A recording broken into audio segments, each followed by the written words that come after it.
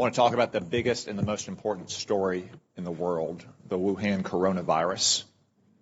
This coronavirus is a catastrophe on the scale of Chernobyl for China, but actually it's probably worse than Chernobyl, which was localized in its effect.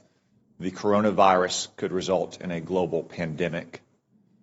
While you were all sleeping overnight, the number of diagnosed cases in China increased by 30%.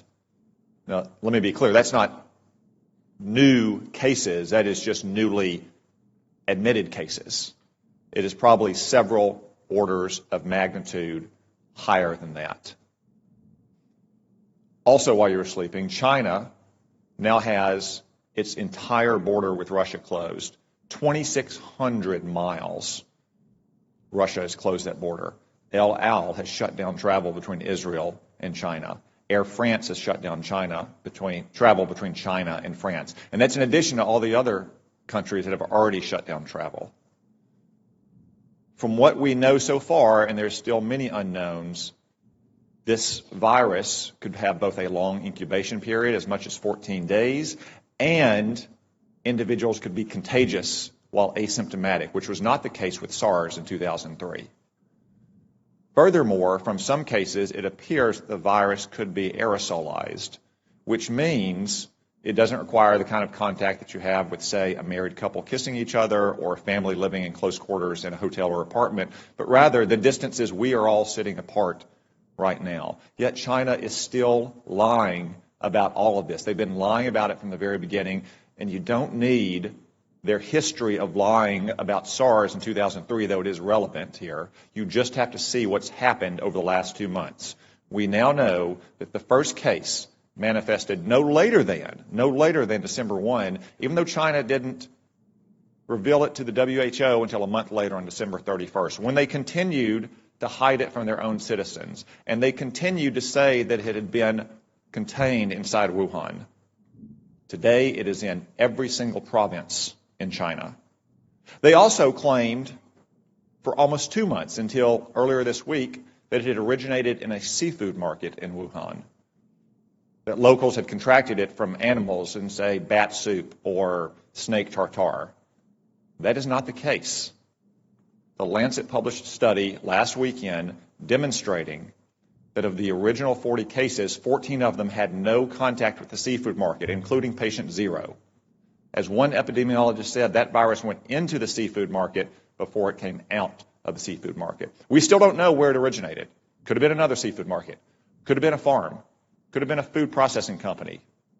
I would note that Wuhan also has China's only biosafety level 4 super laboratory that works with the world's most deadly pathogens, to include, yes, coronavirus. Now, look at China's own actions. They have quarantined 60 million people, 60 million, more than the entire population of our West Coast. They've shut down schools indefinitely. Classes canceled nationwide indefinitely. Hong Kong, a part of China, has basically shut down all travel from the mainland.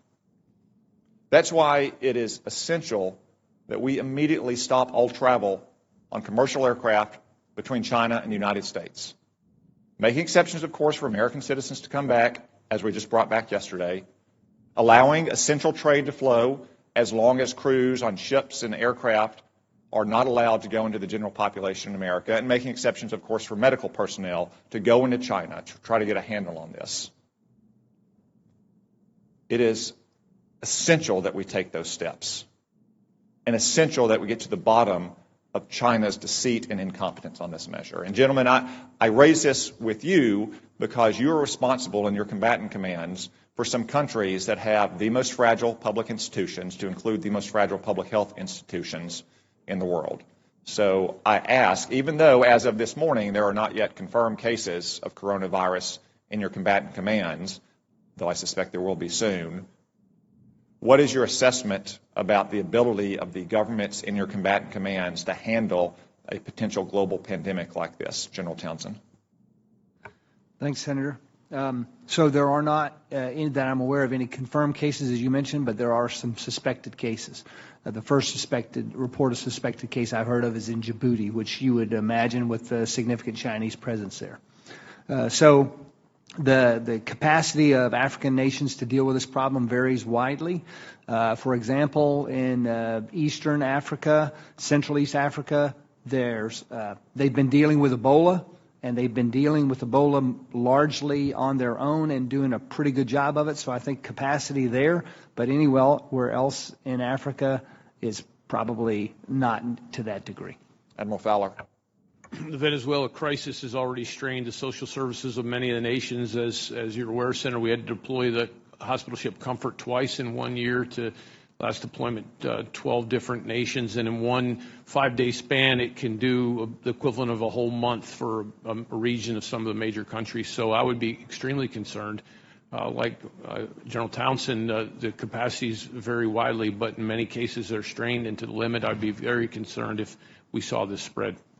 Thank you. As a defensive measure, to say again, it is essential that we shut down all commercial air travel immediately between the United States and China. As an offensive measure, because that probably won't stop it entirely, and because if it becomes a global pandemic, we have to deal with countries with very limited capabilities here. We need a Manhattan Project level effort to work with our best research scientists and laboratories in this country to develop a vaccine as quickly as possible.